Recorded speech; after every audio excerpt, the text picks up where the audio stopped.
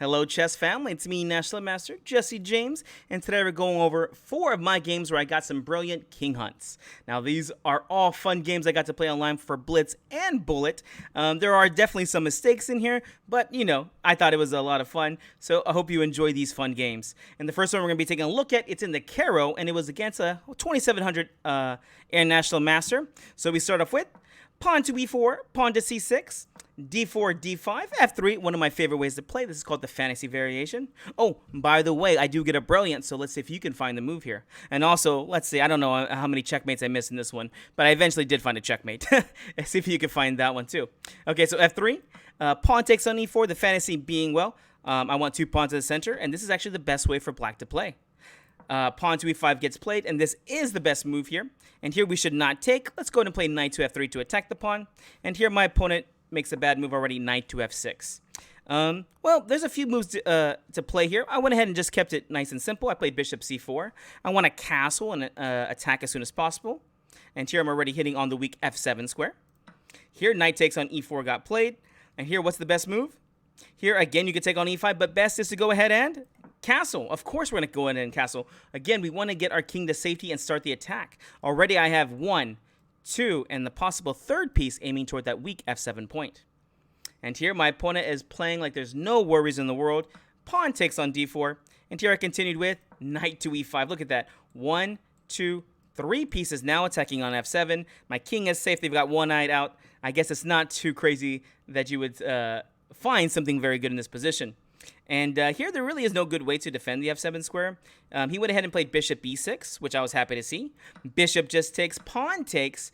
And the reason why I do this is because we're going to bring that queen into the game. Queen to h5 check. Don't move the f-pawn. Very simple tactic. In fact, here is one of my first mistakes. Although it is a very entertaining game, it has mistakes because I'm not a computer.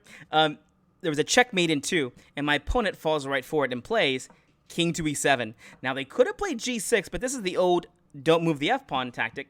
You just play knight takes on g6, and you see that the pawn can't take back or doesn't want to, because then I'll take the rook over here. I mean, in this, I might even take on g6 to look for checkmating ideas. With that being said, here he played king e7, and the first checkmate into I missed. Feel free to push pause if you want to.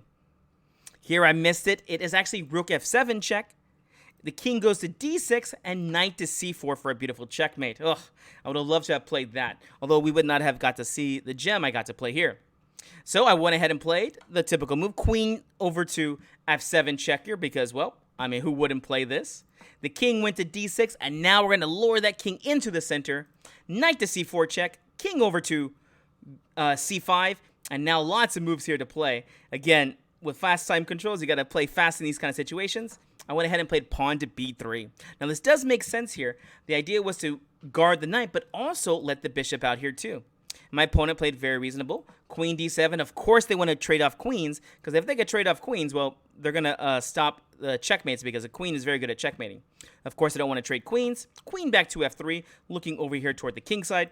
I'm sorry, the queen side. The knight went back to f6, which seems like a strange move. I believe the idea is to try and bring the queen in a little bit closer.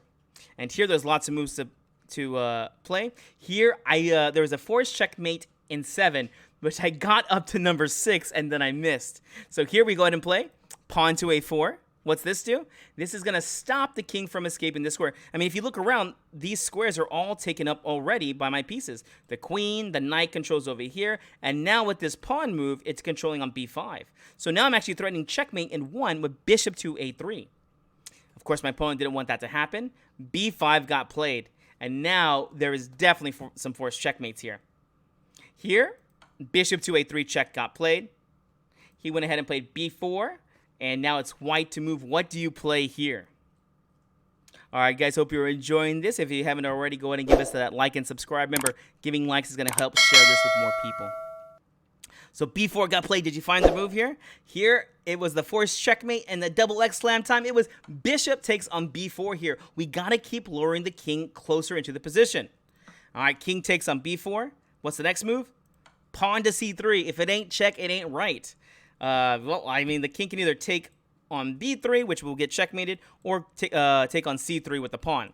He went ahead and chose king over to c5. And now, let's keep it going. Pawn to b4 check. And here, there is only one move. king takes on c4. And here, I missed the checkmate in 1. Do you see it? Again, like I said, this is a fun game because the king is over on your side of the board. In a winning position, there's more than one way to win. What happens here? Here we play knight to d2 would have been checkmate in 1. Unfortunately, I missed this and played another mating idea. I played knight to a3 check. Again, forcing the king just closer and closer. The king went to b3, and I continued. Rook over to b1 check. King takes on a4. Queen to d3. I wanted to cut the king off from running back to b5. Notice that here I wanted to play knight c4 for checkmate, but the king would just go to b5. So I made a decent looking move. Queen to d3 checkmate. Queen to d3 threatening to checkmate over here with moving the knight. And, well, he fell for it. I fell for it. I mean, there's nothing really to do. At this point, it's going to be forced mates. Even I can calculate at this point the checkmate threats that are going to happen. He took, and now checkmate in 2. Rook takes on b4. King to a5, and now knight to c4 for check and mate. All right, let's jump on to our next game. In this one, I was playing against the Spike. Looks like this is Ukraine, right? Yeah, playing against a Ukrainian player here. And it's a fairly even position. This is a King's Indian defense, symmetrical. We both went ahead and Timecode over here for King's Indian. And, well, he just played queen to d2 because of a threat of bishop g4. And I continued here. I went ahead and played bishop g4 anyways. It's a good square. Rook over to e1. And now bishop f3. And this is an important move because I already have some checkmating threats here. And, well, he missed them, right? Pawn c4 got played. Not really a good move. You can take on c4 here, but, well, I don't want a pawn. I want the king. So I continue with h4. And my opponent played pawn takes. Now here, I could have taken on g2 right away, but, again, playing a little too fast, I played pawn takes. And rook over to c1, and now I get to get a very good position here. And the king hunt starts. What do you play? Bishop takes on g2, of course. All right, the king has to take back. And now it is a forced checkmate. What do you play here as black? Okay, hopefully this wasn't too hard for you. We're going to play queen to f3 check. And here you realize that if the king runs back to g1, well, then we just play pawn to h3, and we got our lollipop checkmate. There's no way to stop it. Okay, that means what's going to happen? The king is going to have to do a walk of shame, as one of the people told me, which I really liked, the walk of shame, or a king hunt. Here we go. The king had to run to h3. Remember, if it ain't check, it ain't right. Here there was a forced checkmate in 6. There's a forced checkmate in 7. There's just a forced checkmate everywhere. I went ahead and played pawn to g5, threatening g4 checking idea. My opponent played the move I thought they'd play. They went ahead and played queen to d1. All right, forced checkmate. Feel free to push pause if you want to. All right, hopefully you push pause and try to figure it out. Here we get to play the very cool pawn to g4 check. King takes on h4, and here I missed the simple idea. I went ahead and played bishop f6. Oh, I did play bishop f6 check, sorry. King to h5, and I missed the checkmate in 2. I mean, I guess it's checkmate in 3, whatever, checkmate in 2. I found the idea, right? I'm not perfect by any means. And so here I went ahead and played rook e5 check. Now, it would have been a little bit better here, I believe, to play queen f5 check here. And after king h6, queen to g6 checkmate. But someone actually pointed out later on that even with rook e5 check, king to h6, you have the beautiful bishop to g7 for checkmate. What did I do? Well, I played rook e5 check, king over to h6, and I played queen f5. And again, there's just no way to stop the good checkmates here. I mean, queen takes on g4 is really their only idea. And, yeah, they went ahead and just resigned to... I'm sorry, they played knight takes e4 here, and then I got to play the queen to g6 for check and mate. All right, here, let's go to our next one. Another very fun game, and also in the Caro. Here, I'm playing the white side, of course, against this very strong woman grandmaster. And where's this one from? A Polish women's grandmaster. Here we go. We start with e4, c6, d4, d5. The fantasy variation gets played, of course. Pawn takes, pawn to e5, like a good chess player. Knight f3 attacks the pawn, and pawn takes on d4. I love when they take on d4 because I get to play those very beautiful sacrifices of taking on f7. So you know me, I went ahead and played bishop c4, getting ready for my sacrifices. Here, black played bishop b4 check. Definitely not the best move here. As you can see, I get to play the nice move up pawn c3. And this is a very trappy variation here. They went ahead and played d takes c3, which allows a lot of very fun ideas. But hopefully you know the move. What are we supposed to play here? Hopefully it didn't take you too long. Of course, bishop takes f7. That's always something that I want to play in these variations. And here you see if the king takes, well, I'll just take the queen. So what happened here? She played king over to e7. And then I played queen to b3. Now this does two different things. The queen can attack the bishop, but also defend the bishop over here. All right, pawn takes in check. Looks like they're going to be winning the rook over here. And a lot of times this does happen, but that's okay. I prefer to have the king running around in the center. Queen takes on b4 check. King takes on f7. And what do I play here? Bishop takes on b2. Here, knight to f6 got played. Castle's over here. And the reason why this was not the best is because black can go ahead and force the trade of queens by queen to b6 check. I missed that. I should have actually played instead first queen c4 check, where a lot of people will miss the move here and play bishop e6 question mark, knight g5 check, just winning. In fact, that kind of happens in the game here. After knight f6 castles, my opponent missed the queen b6 check, played rook to e8, and what do I play? All right, queen to b3 check. What did they play?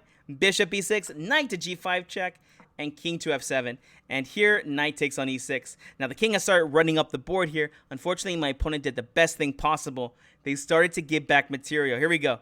Rook takes on e6, queen takes. If they didn't do this, then I would have been able to probably checkmate pretty soon here.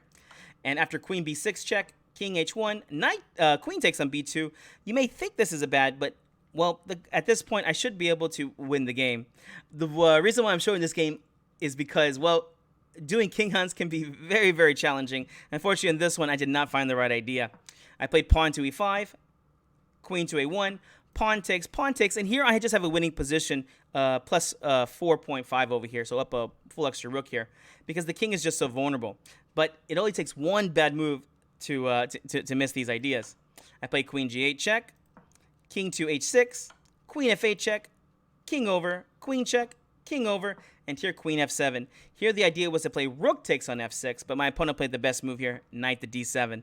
Now, again, I am winning on in the position, but time is also a factor in these games. I had to take on d7 here, which because the knight was guarding on f6, and after a few bad moves, I was not able to find the win here. Rook f8, queen takes on b7, queen takes on a2, queen takes on c6, queen b2. I mean, at this point, it probably should have been a draw, but I pushed too hard and was not able to find that checkmate. So you're asking, why did I show you this? I did want to show you that, you know, even if you were, if you want to start doing king guns, you have to do it. You know what I mean? Don't just look at the position and say, oh, maybe I can try. Just do it. If you lose the game, it's quite okay. This game I lost. It would have been nice if I would have won, but I did want to show you that for that reason. But I do want to finish up on a high note and show you the final game where I did find a nice win here. So in that last game, I did everything pretty much perfect. Again, I lost on time. But in this game, I tried to do another king hunt that works out, but was not sound, meaning it was not the perfect thing to do. So in this position, my opponent just played rook over to c1. And here, black has a -2, meaning I'm up two extra pawns as far as position is involved. And it says, you know, just play bishop takes on d4. What did I play? You know me, I'm going to go for the win. Rook takes on f2. And I'm trying to do another king hunt over here. And my opponent, thankfully enough, made some blunderful moves, and I was able to win. Here, king takes on f2 was played. Here, the computer is suggesting just play king takes f2, which is the best. For those thinking rook takes on c5 here I had expected this, and I was going to play queen takes on e3, which now gives too many threats here. I think it's like -8 now. It says basically I'm up a queen because of this discovery idea. Oh, my last opponent here is also International Master at 2594. So, all right. They play king takes, and let's keep this going. What do you play? Bring in more pieces, right? Knight to g4 check gets played. And at this point, it probably should have been around a draw situation. But again, when you're doing these king hunts, it's very hard to play the defensive side. So if you're attacking, it's a lot of fun. When you're defending, not so much fun. At this point, there was only one move for white to play to get to that evenish position. Here, white was supposed to play king to g3. Everything else is just losing here. And unfortunately for them, they went ahead and played king f3. And now I have a forced checkmate in 3, which I was able to spot quite fast. All right, last question of the lesson here. Black to move. What do you play to checkmate in 3 moves? All right, hopefully you push pause and try to figure it out. Here we play queen takes on e3 check. Just give up the knight. Who needs a knight anyways? Here, king takes on g4. It's pretty much forced. And now we're going to go ahead and bring our other pieces into the game. Pawn to h5 check over here. The king is forced all the way over to h4. And the game ends with, remember, the queen cannot checkmate by herself. She will always need help. Bishop to e7 for check and mate. All right, guys, hope you enjoyed this. This was four brilliant king hunts with me and National Master Jesse James. We'll see you in the next video.